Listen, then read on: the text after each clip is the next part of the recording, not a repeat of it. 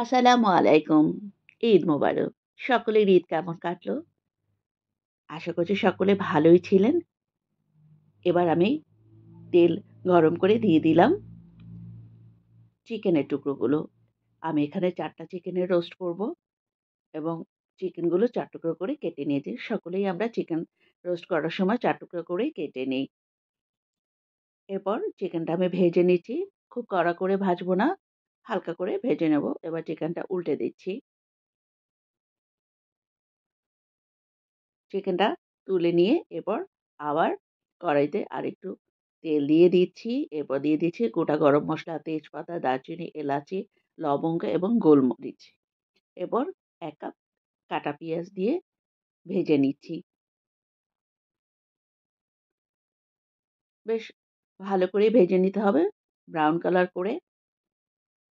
আমার এই পেঁয়াজ ভাজতে, ভাজতে আপনাদেরকে আবার মনে করিয়ে দিচ্ছি, আমার এই রান্না যদি আপনাদের ভালো লাগে অবশ্যই লাইক এবং কমেন্ট করতে ভুলে যাবেন না যেন।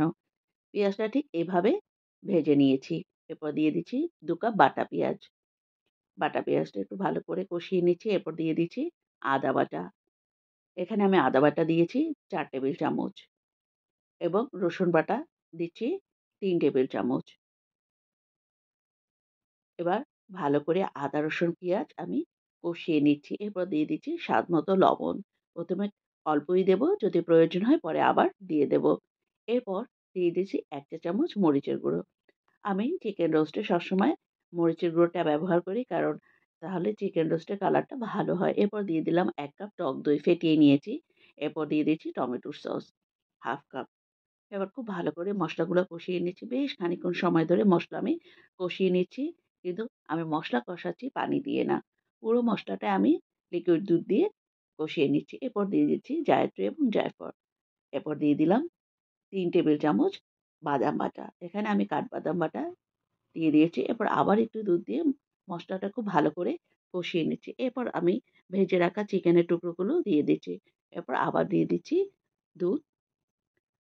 এবার একটু ভালো করে নেড়ে দিচ্ছি। এরপর দিয়ে দিচ্ছি কাঁচামরিচ।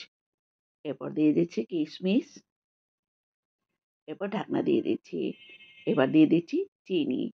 চিকেন রোস্টে একটু চিনি ব্যবহার করি। আপনারা যদি চিনি দিতে না চান তাহলে বাদ দিতে পারবেন। এবার দিয়ে দিচ্ছি বেশ খানিকটা ঘি। তৈরি হয়ে গেল আমার মজাদার চিকেন রোস্ট। সকলে ভালো থাকবেন, সুস্থ থাকবেন এবং নিরাপদে থাকবেন। আল্লাহ হাফেজ।